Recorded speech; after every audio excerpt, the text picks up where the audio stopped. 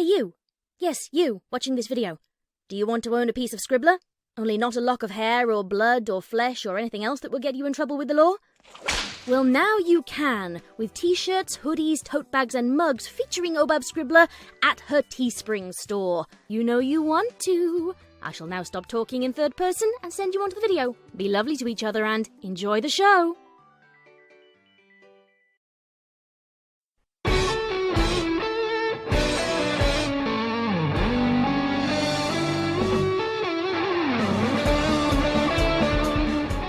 Ponytails.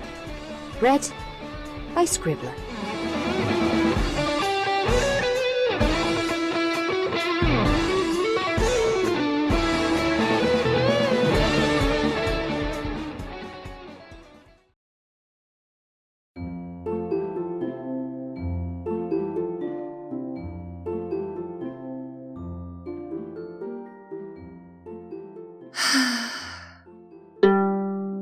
Lyra winced at the sound. The last time her lyre had been this out of tune was when it had been knocked off its stand by the footfalls of a rampaging Ursa Minor, landing on the floor only to have several pieces of furniture collapse upon it.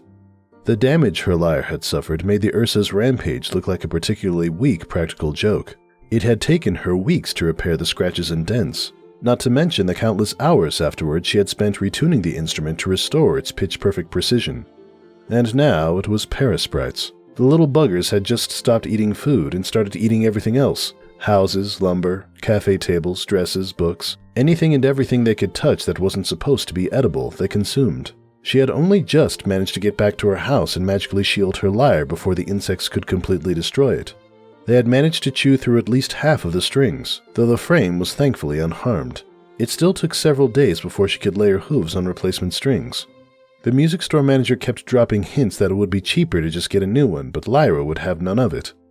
This lyre, her lyre, had been in her family for generations, a legacy of her musical heritage, and she was not about that legacy to be tainted because it was cheaper that way. She sighed, shook off her reverie, and resumed tuning the last string.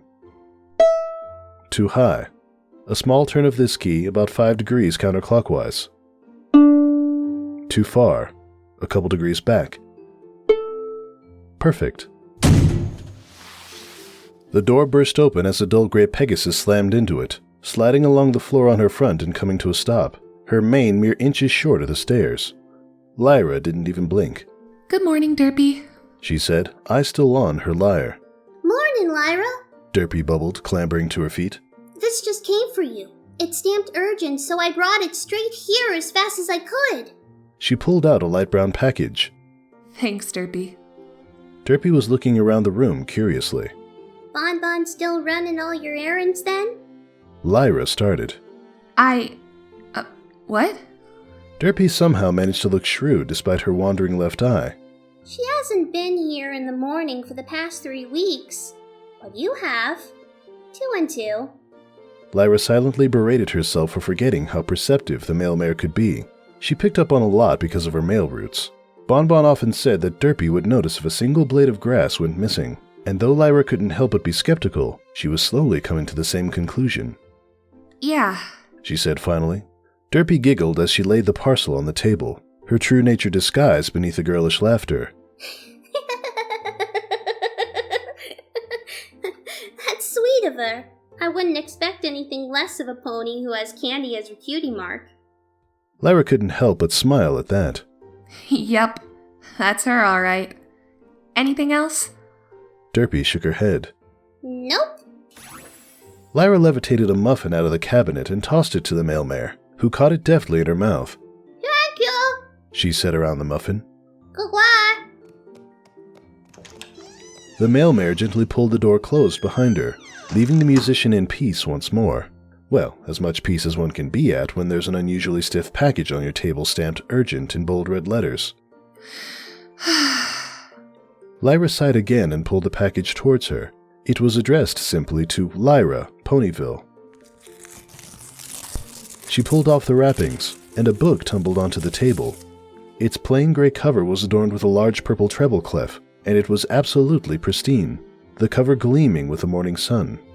Curiosity got the better of Lyra, and the newly bound spine protested in crackles as she opened it.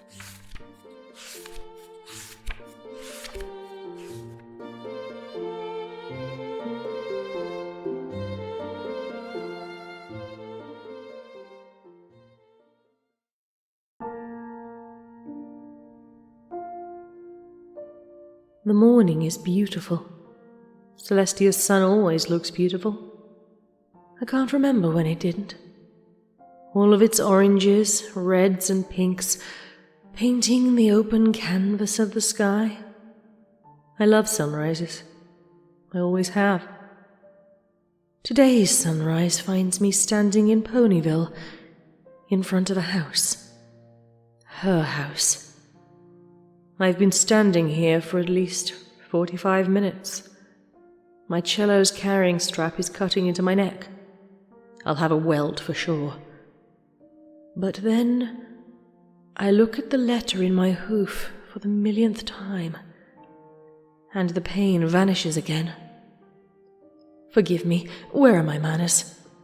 I am Octavia. Hello. Yes, that Octavia. The grey-coated cellist who played at the last Grand Galloping Gala, the last one before Princess Luna's mysterious return. Not that any pony ever pays attention to the music, though. There's far too much snobbishness in the air to hear it anyways. I guess I should be thankful. I got to play at the Grand Galloping Gala, not exactly the smallest royal gathering. You'd be amazed at the number of ponies that came up to talk to us afterwards. I've never had this many fans. I'm not quite sure what to do with them, or even how to respond to their praise. It's not like I've practiced public interactions. Most ponies don't like or appreciate classical music, or even good literature. In the end, that makes me appreciate the ones who do. There aren't many, but I count myself among them. Music may be my talent, but that doesn't stop me from appreciating a good book now and then. A well-written story can pull heartstrings and induce tears just as easily as a beautiful violin solo. And believe me, I've seen ponies break down in public during concerts, and I don't mean just teary eyes and wobbly lips. An honest to Celestia breakdown, racking sobs and shaking shoulders, the whole 9 yards. Music and literature can speak to your soul. The only difference is how they do it, and sometimes that makes all the difference in the world. It can be the difference between black and white. Ponies only ever talk about extremes, like the day and night. The dawns and dusks in between are almost always forgotten. I should know. I've been grey my entire life, caught in the middle and forever in the background. I'm sorry, I'm rambling now. I've been told I do that a lot, more often than I should. This letter I'm holding, well, let's just say my happiness depends on where it ends up. I'll be honest with you, if it ends up being read once and thrown into a garbage can, I'll be happy. If it ends up ripped to shreds, thrown into Froggy Bottom Bog, burned or enshrined in a glass case for all eternity, I don't care. As long as it's read by the one pony sleeping inside this house, I'll be happy. I think. Truth is, I don't know. There's a lot of things I don't know. One thing I do know is that if I walk away from this house and I still have this letter, then I will probably never be happy. But I can't do it. A vow I made almost a decade ago stops me. It'd be so easy to take a single step forward and slip the envelope through the mail slot. But I can't. It's been at least an hour now, and I'm still standing here. Her house and the question that's loomed on the horizon for nearly a decade both tower over me. Should I slide this letter under the door, or should I just walk away? Should I break my vow forged during an emotional turmoil, or should I stay true to my word? It's been almost 10 years now. and I still don't have an answer. Lyra snapped back into reality as the front door opened and BonBon stepped in, a few carrots and stalks of celery protruding from her saddlebags. Hey, what are you reading? She said, closing the door behind her. Oh, this? It's, a book from, an old friend. Lyra said evasively. Really? Who? Octavia. Oh, okay. BonBon said, tossing her saddlebags onto the table and unpacking.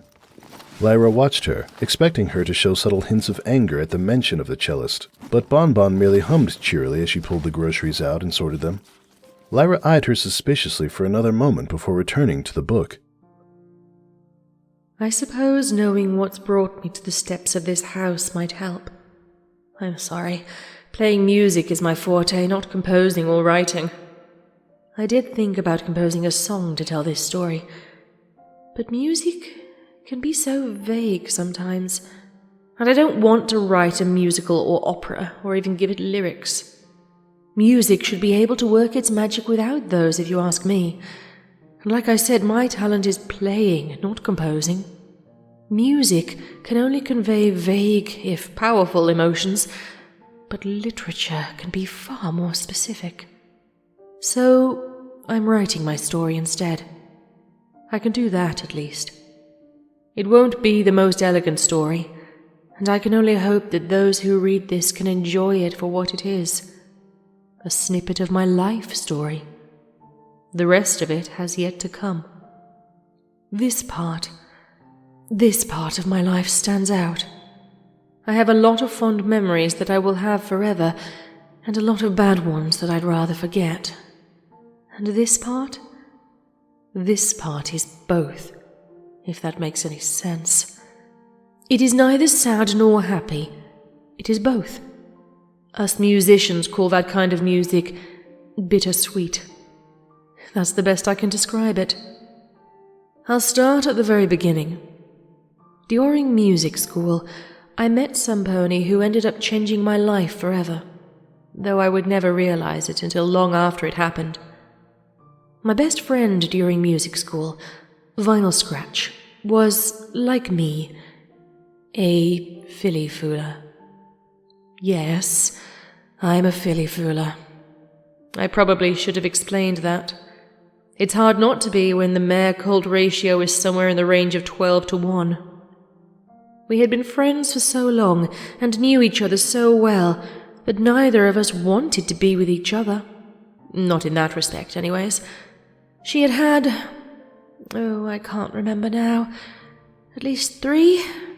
Yes, I think so. At least 3 filly friends by then. She was always popular. She was the cool one, and I was just the odd little pony that just followed her around. No pony was ever interested in me unless they were trying to get closer to her. She always kept me around, though. Always wanted to hang out with me, and always confided her secrets in me.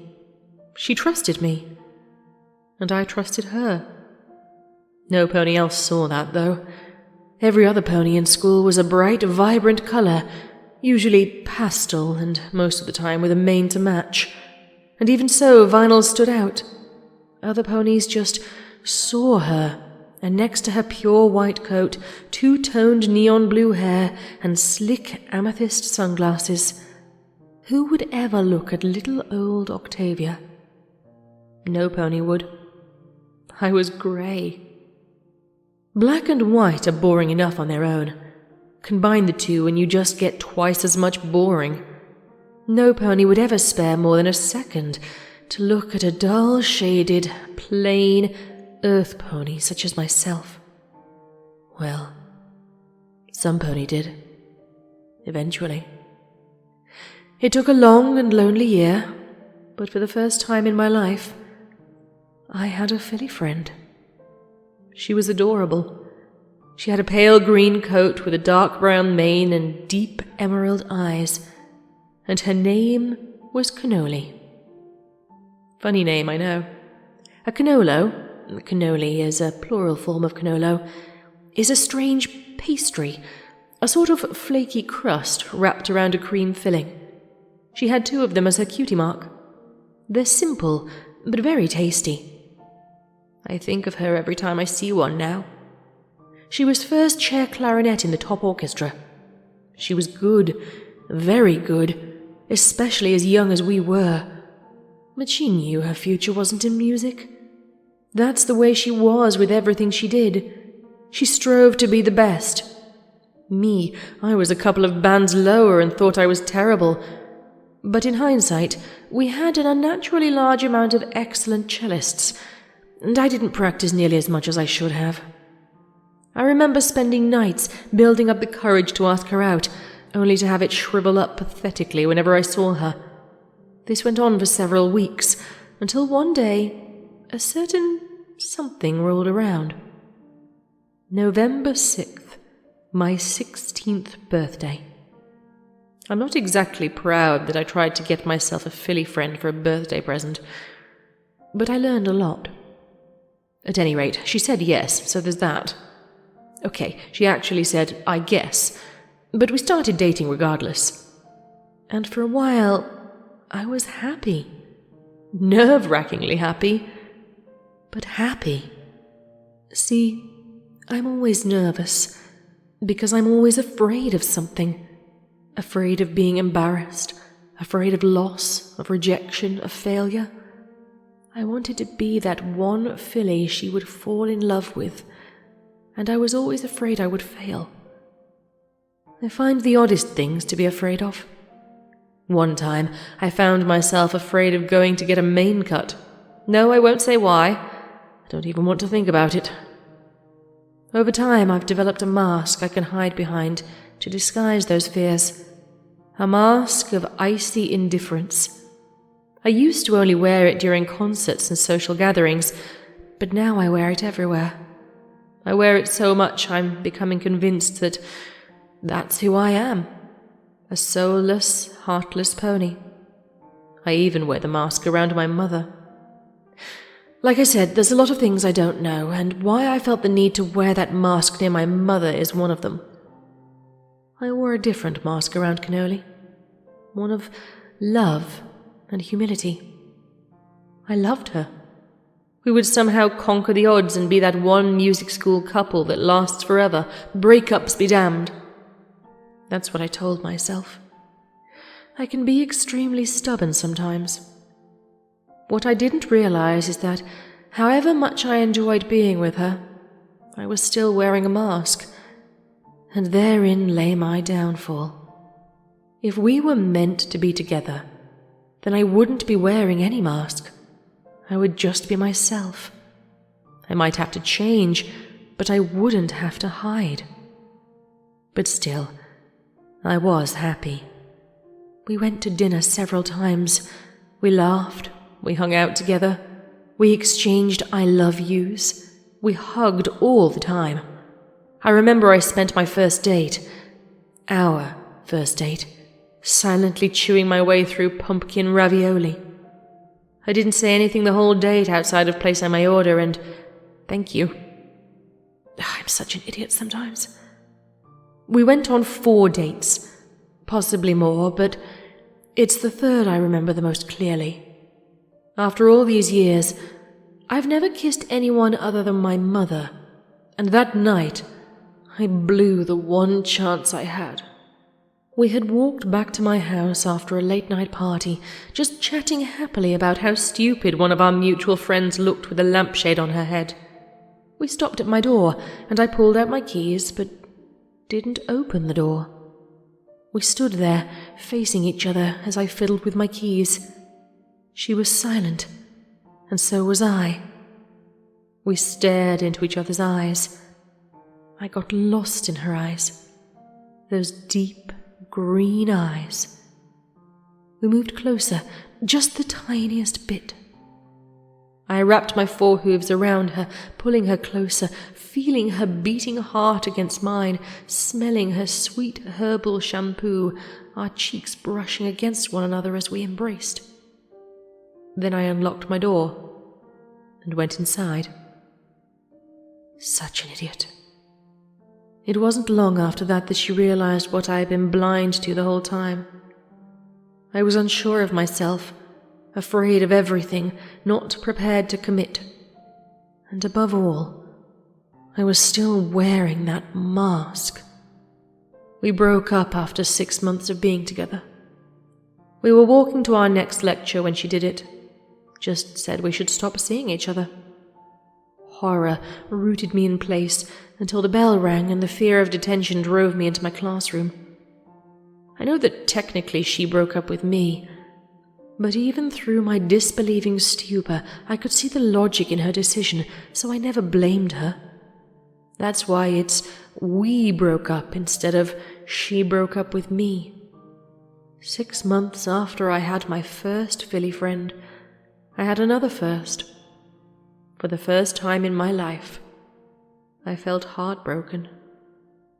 When I got home, I hurled the stuffed moose she had given me across the room, then collapsed, sobbing onto my bed. My tear-soaked pillow had long since dried up by the time I fell asleep. I got over it eventually. We remained distant friends, but it would never be the same. It couldn't. Lyra barely registered the door opening and closing as BonBon left the house again. There was a mug of steaming hot chocolate on the table, which she gratefully lifted up and sipped, absorbed in thought. Music may have been her special talent, but Octavia certainly knew how to write.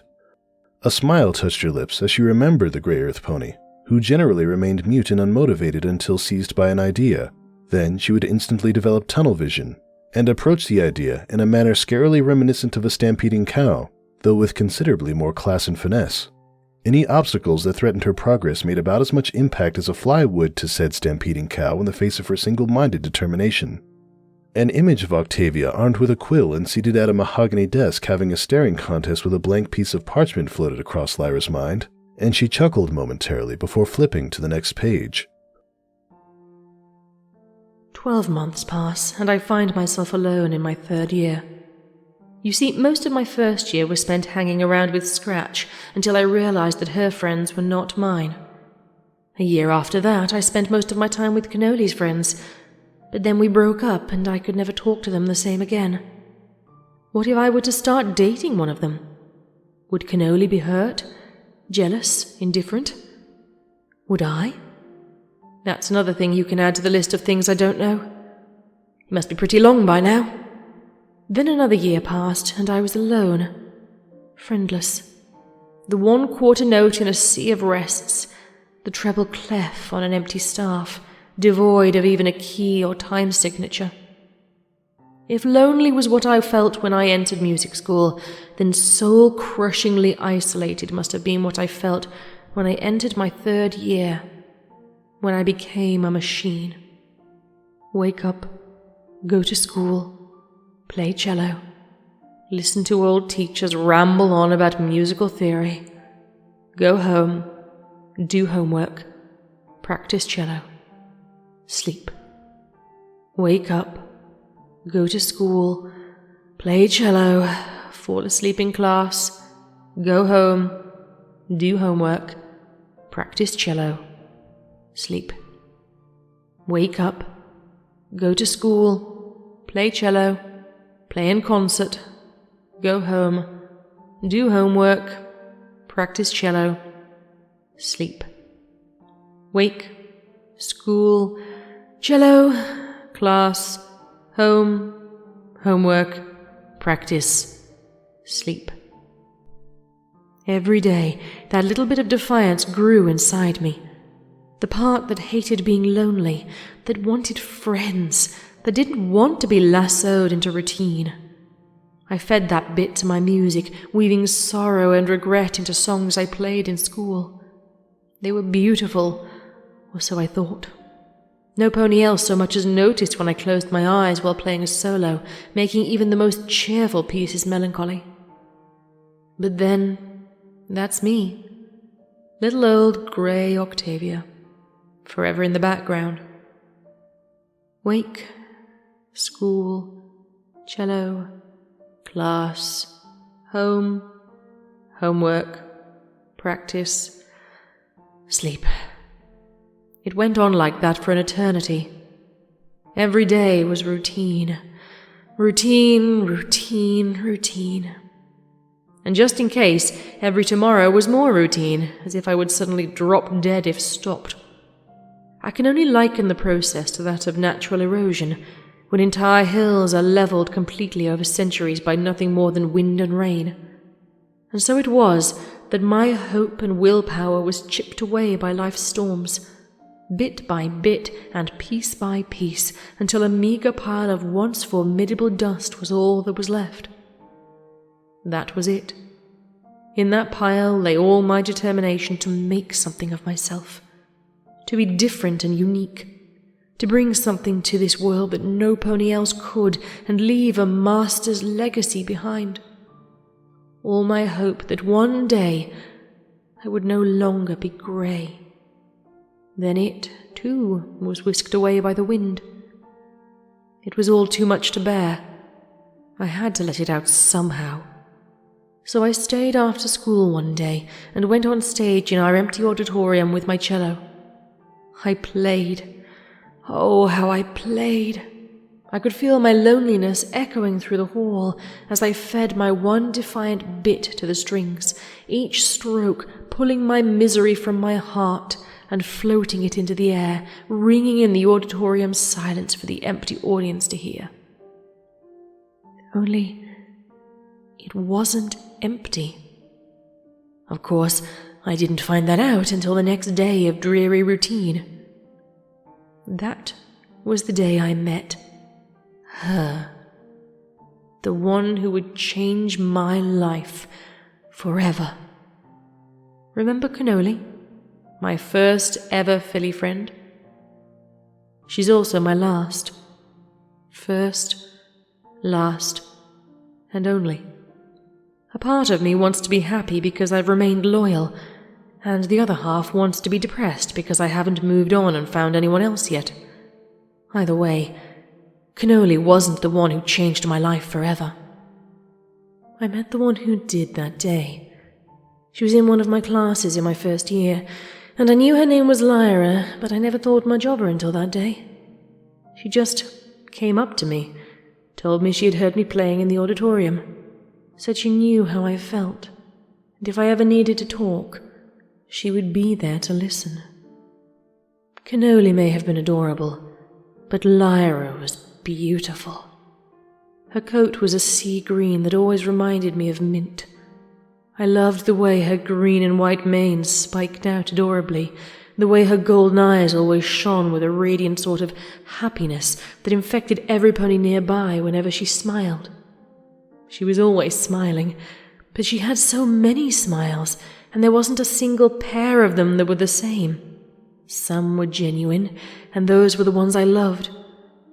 The other ones were just masks that she wore to hide what she was underneath. Yes, masks. See? With these kind of masks, your eyes are still visible. So while the rest of you might appear joyous or genial, your eyes say otherwise. That's what I saw when I looked at her. A filly in pain, hiding underneath a mask of happiness. Sounds familiar, doesn't it? Our masks might be different, but they're still only masks. Only thing is, I've been wearing mine so long I'm not sure what I'm hiding underneath anymore. I didn't want to intrude on her life any more than I had to.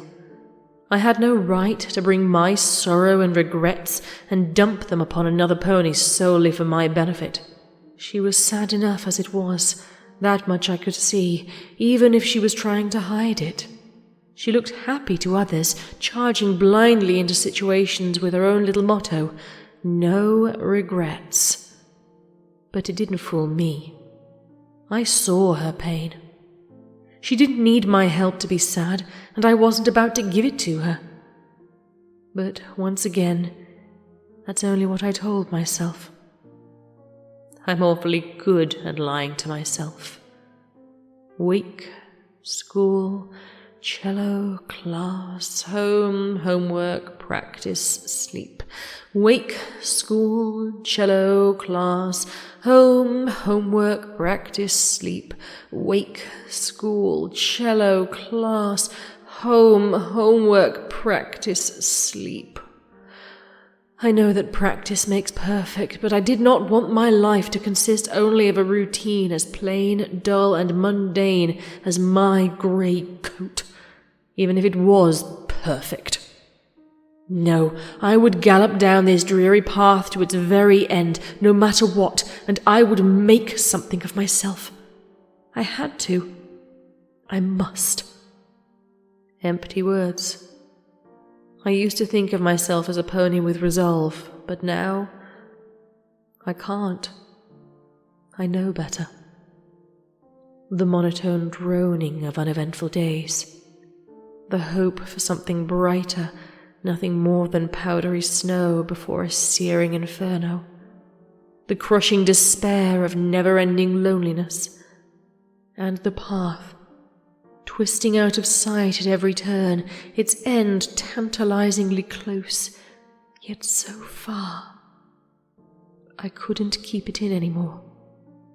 But this time, I had some pony who would listen. I hadn't spoken to Lyra since that day, but she still came without saying anything when I asked her to come to the auditorium with me. I played out my loneliness again, and she listened and watched from the front row. She may have been the only one listening, but her diligent attention was potent enough to fill every vacant seat. I was playing to a full house. Then, halfway through my solo, she got up on stage with me, pulled out her lyre, and played right along with me. I wish I had a recording of that duet. It's the sweetest thing any pony has ever done for me. Our melodies wove seamlessly together, two sides of the same coin. It wasn't perfect by any means, but that didn't stop it from stealing my breath away. That was the happiest moment of my life. I had planned on leaving right afterwards, but then she laid a hoof on my shoulder, and any semblance of logical or reasonable thoughts in my head flew out my ears. You know, Tavy, she said quietly. Her voice felt like Equestria's finest silk on my eardrums. Music is great and all, but it has limits too. I didn't say anything. She stepped closer and looked into my eyes. You need to talk. It wasn't a question. I remained silent. I'm not leaving until you do. Those golden eyes. I looked away. They were blinding me with an attentiveness that I'd never been on the receiving end of before. I couldn't look any longer. And still, I said nothing. I can never remember how long the silence lasted. It might have been 10 seconds. It might have been 2 hours. Tavy, what is it? Please tell me. I swear to Luna, Celestia, and any other alicorns out there, if you ever heard Lyra say please, you would have to literally be made of stone all the way through to not do whatever it is she asked of you. The floodgates burst. I don't know. I never do. There's so much I don't know and never will. Are my friends ignoring me because they don't like me? Is it because of something I did or didn't do? Is it just me being stupid little filly all over again? I don't know. Maybe I did something that they didn't like. Maybe I didn't do something that I should have done. I just don't know. Black and white, caught in the middle. And let me tell you, if I had a bit for every time I said I don't know, or one of its myriad variants, I'd be able to buy the Celestial Palace. I think I was crying, but I can't remember. If I was, then I never felt the tears as I met her bright golden eyes with my own violet pair. I guess that's why I really admire you. You just leap head first into anything life throws your way and walk away with no regrets. I wish I could be like that, but instead, all I find in myself is hesitance and regret. I feel lost. Alone. I don't know any pony. I don't know why I wear a mask around my mother. I don't know why I can't feel emotion half the damn time. I don't know what to do. I don't know where I'm supposed to be headed. I don't even know who I am anymore. I don't even know who I am anymore. I ran out of words, and now it was her turn to look away and say nothing. She did so. Did I ever mention how beautiful she was? Well, it must be multiplied by at least 100 whenever she's worried. Maybe 1,000. I think my heart stopped. She was silent for the longest time. I went back to contemplating the floor so I wouldn't die from heart failure. You know, Davy, she murmured. there's this one quote I like. I've always found it strange that I could never recall the quote. But over the years, I found something stranger. I don't mind. I don't mind not remembering. You can add why Octavia doesn't mind not being able to remember to the list. What I do remember is that after she fell silent, it felt like the world had righted itself, as though it had been upside down the whole time without me knowing, and she had simply reached out a hoof and flipped it back. In that moment, all I wanted was to be with her forever, to be at her side, to catch her when she falls, to harbour her when the seas of life grew stormy, to tick away into eternity as the metronome that keeps her beat. And just like she is now, she would be there at my side whenever hope abandoned me, or I could no longer handle my pain on my own. Then I heard her say something. Davy, this is Cloudburst. Oh, hayseed. Standing next to her was an ice-blue Pegasus with stunningly blue eyes and a rain cloud for a cutie mark, who shook a scruffy snow-white mane out of her eyes before offering a hoof to me. My hoof rose up and returned the hoof shake before I could do so much as blink. Her entrance had been completely soundless. Hey, was all I could manage. They were standing close to each other. Too close. Well, we'd better be going. She said, we. No denying it now. Just remember, I'm always here if you need to talk, okay? Sure, I said weakly. The auditorium disappeared. The room suddenly grew very warm. Any thoughts I entertained of decking Cloudburst right then and there vanished instantly. It took me a moment to realize that the auditorium had been replaced with a faceful of mint green pony, and that the warmth was because of 2 forelegs wrapped around me. I was being hugged by Lyra. A second later, I realized that my own grey forelegs had involuntarily returned the gesture. I could feel her warmth seeping into my heart, melting the frigidity within. It felt right, with her in my hooves and me in hers. Nothing else existed. I wished the hug would never end. I wished we could heal the wounds of each other's hearts. I wished we could shield each other from the horrors of this world. I wished we could perform duets for every corner of Equestria. Sweet duets, sour duets, bluesy duets, cheery duets, bittersweet duets, black duets, white duets, and maybe even some grey ones. I wished. Cloudburst coughed softly. Lyra tightened the embrace briefly before releasing me. I could still feel her coat against mine, but she was already walking away. Please, remember, was the last thing she said before Cloudburst shut the auditorium door behind them. Don't worry, Lyra, I said to myself. I'll always remember. And 10 years later, I still do. I remember walking the whole way home in a haze. The whole thing seemed unreal, like it was all a dream that had never really happened. But you don't feel a tingle in your coat for an hour in a dream, and you certainly don't feel a Stradivarius cello strapped to your back either. As I lay in bed that night, I wasn't sure if I wanted to cry or not. I had found the one, I was sure, but she was taken. I couldn't have her.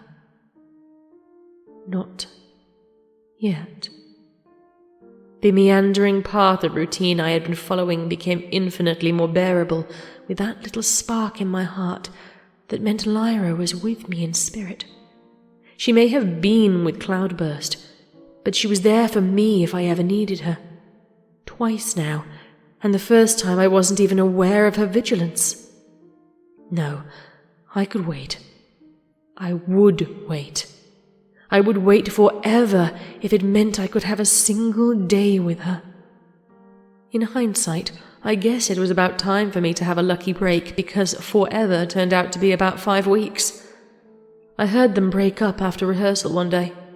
I wouldn't have if I hadn't lost my music folder, and even then I almost missed it, it was so quiet.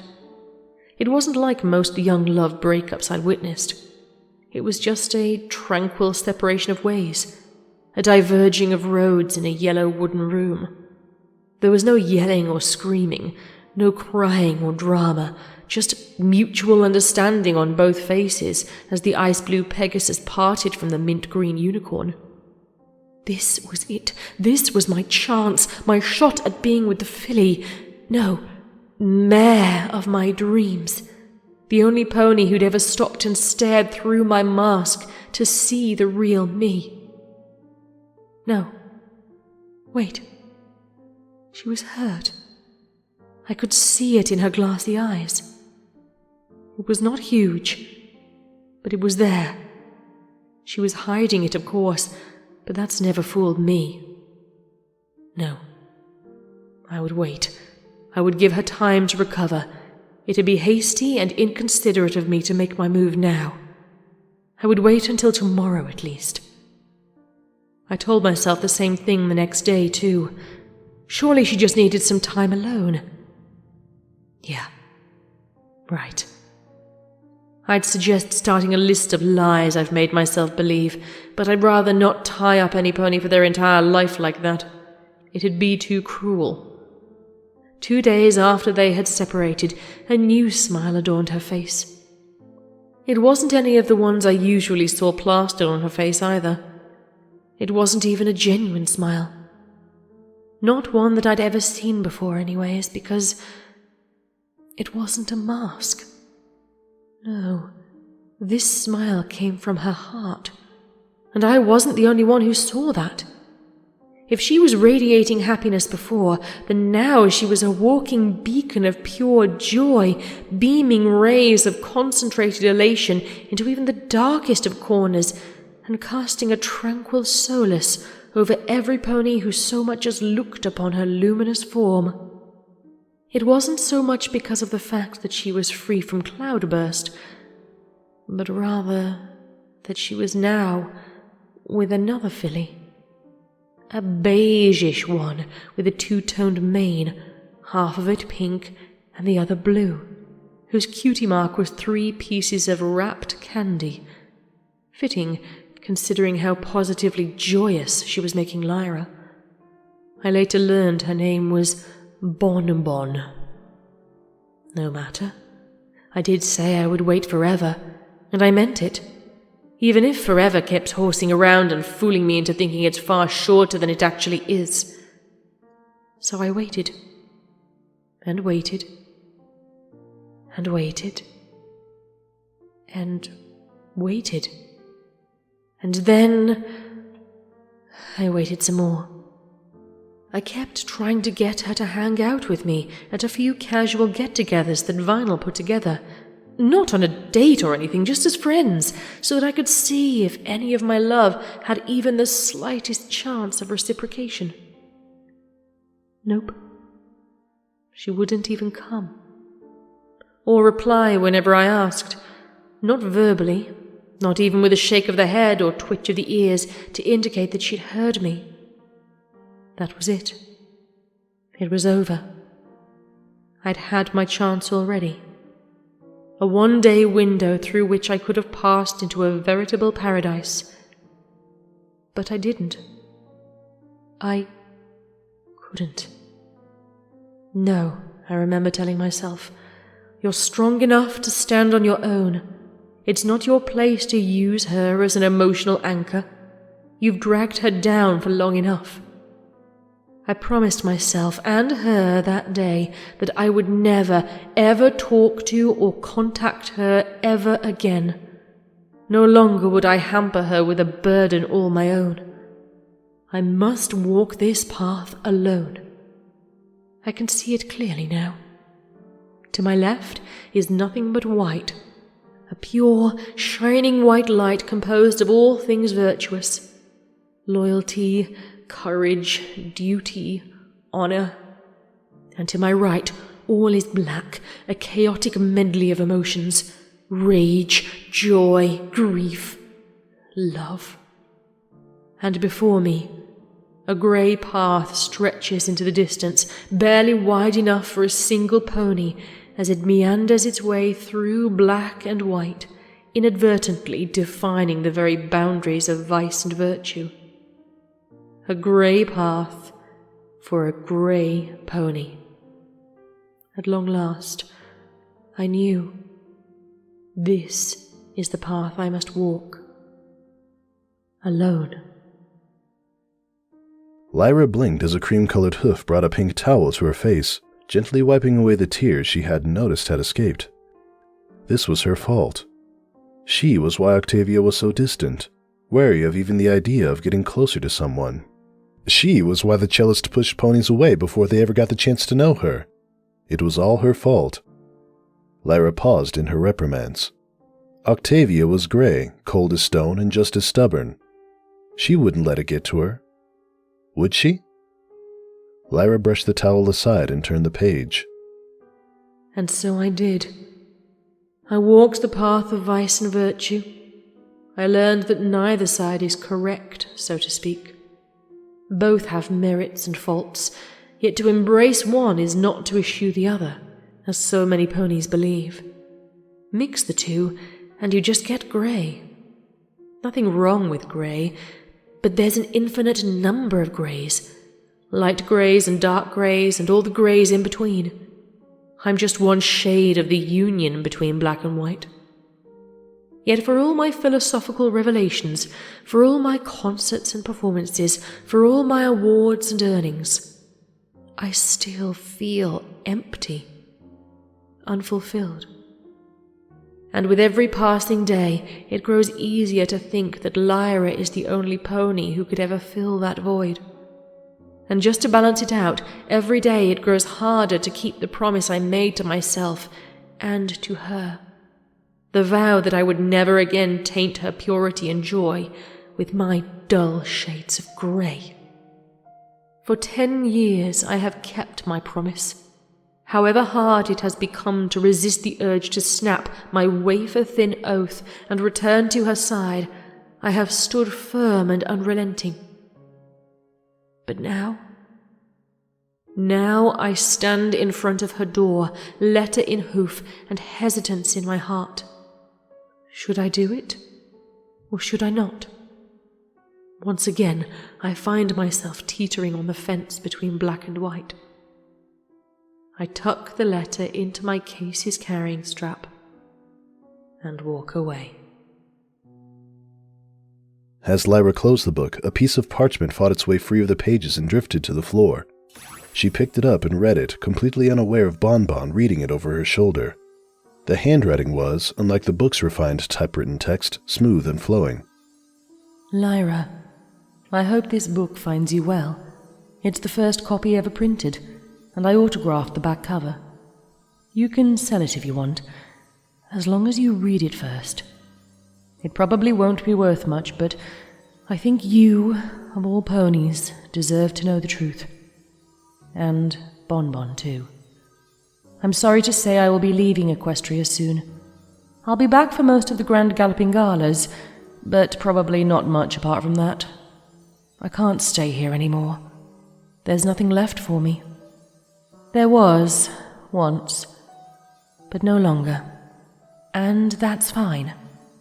I'm not blind to how happy you are with BonBon. If you like, there's an old cherry tree right on the edge of... She didn't bother reading the rest. The note dropped out of Lyra's magical grasp and fell to the floor as she bolted to the door, flung it open, and galloped away at top speed. The sun was just peeking over the horizon, tinging the dull gray sky with red and pink. Lyra skidded to a halt in Ponyville's park and looked around. Octavia, her ever-present black case strapped to her back, was standing beneath the snow-covered branches of the cherry tree that sat atop the tallest hill in the park. Her head was turned to the rolling snowy meadows that stretched out before them, her back to the rest of Ponyville, and the just as extensive orchards of Sweet Apple Acres. She said nothing, and did not turn around as Lyra trotted up the hill and stood at her side. Hey, Tavy. Lyra panted. The cellist did not reply. Tavy? Octavia remained mute. Tavy? Octavia turned towards her and regarded Lyra with stony violet eyes, and still she said nothing. Lyra looked at her for a moment before gazing elsewhere. There was a lifetime of pain, sorrow, and regret in those eyes, a decade of agony and torment, all because of her. And no matter how much she wanted to go back and undo it, she couldn't. But maybe... Tavy, you don't have to say anything. I'm so sorry. The cellist's sighs were hard, but Lyra pressed on. I know I can't take it all back, but I want to help you, even if it's just a little. Please. Octavia's eyes softened by an almost imperceptible fraction. Then, slowly, she nodded. Lyra grabbed Octavia's hoof and led her back into the town square. They arrived to find the square crammed with ponies. Almost everyone was wearing a simple cloth vest that was either beige, green, or blue. Lyra dropped Octavia's hoof before they reached the crowd and trotted wordlessly to BonBon's side. Octavia saw her nudge BonBon, who turned and waved a cheery hoof. Octavia nodded at her, but just once. So let's do even better than last year and have the quickest winter wrap-up ever, The mayor was saying. All right, every pony, find your team leader and let's get galloping. A few seconds later, Octavia sat back on her haunches as the scene was magically darkened, with a single spotlight piercing the darkness. A sky-blue Pegasus stepped into it and began to sing.